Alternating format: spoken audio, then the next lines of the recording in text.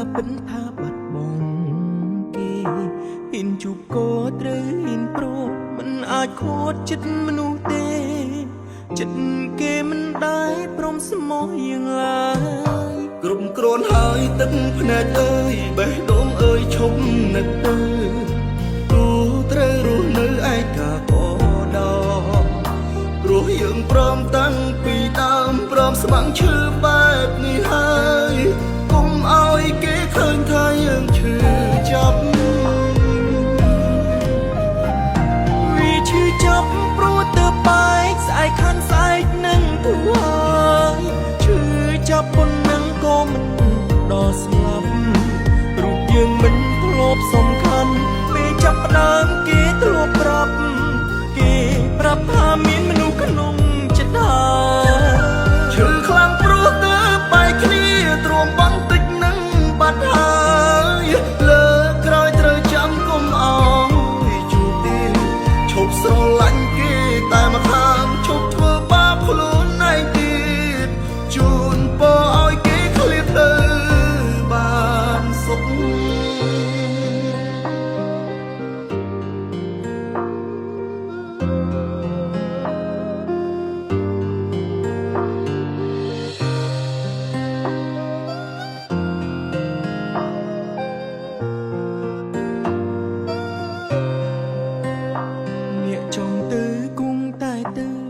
អ្នកនៅត្រូវប្រាប់ចិត្ត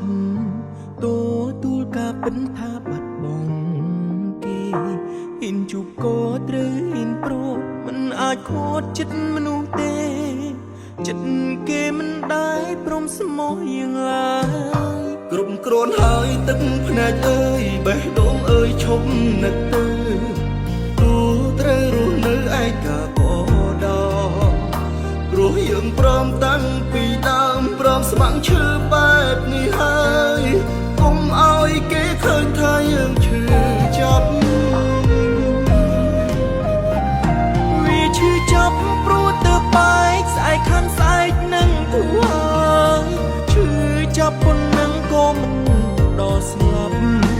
រូបយើងមិនធ្លាប់សំខាន់ពេលចាប់ផ្ដើមគេធ្លាប់ប្រាប់ថាមានមនុស្សក្នុងចិត្តឈឺខ្លាំងព្រោះទៅបែកគ្នាទ្រាំបន្តិចនឹងបាត់ហើយលើក្រោយត្រូវចាំកុំអោយជួបទេឈប់ស្រឡាញ់គេតែមកខាងឈប់ធ្វើបាបខ្លួនឯងទៀតជូនពរឲ្យគេឃ្លាតទៅបានសុខវាឈឺចាប់ព្រោះទៅបែកស្អែកខាងស្អែកនឹងទៅហើយឈឺចាប់ប៉ុណ្ណឹងក៏មិនដល់ស្លាប់រូបយើងមិនធ្លាប់សំខាន់ពេលចាប់ផ្ដើមគេធ្លាប់ប្រាប់ថាមានមនុស្សក្នុងចិត្តឈឺខ្លាំងព្រោះទៅបែកគ្នាទ្រាំបន្តិចនឹងបាត់ហើយលើក្រោយត្រូវចាំកុំអោយជួបទេឈប់ស្រឡាញ់គេតែមកខាងឈប់ធ្វើបាបខ្លួនឯងទៀតជូនពរឲ្យគេឃ្លាតទៅ